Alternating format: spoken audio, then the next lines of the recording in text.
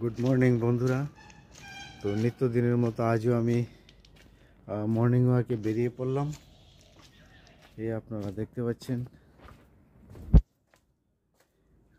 দেখুন গাছে মুকুল এসে গেছে।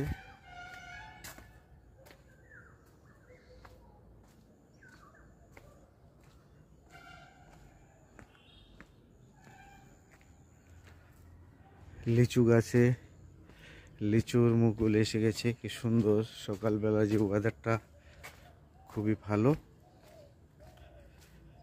তো স্বাস্থ্যের জন্য খুবই উপকারী।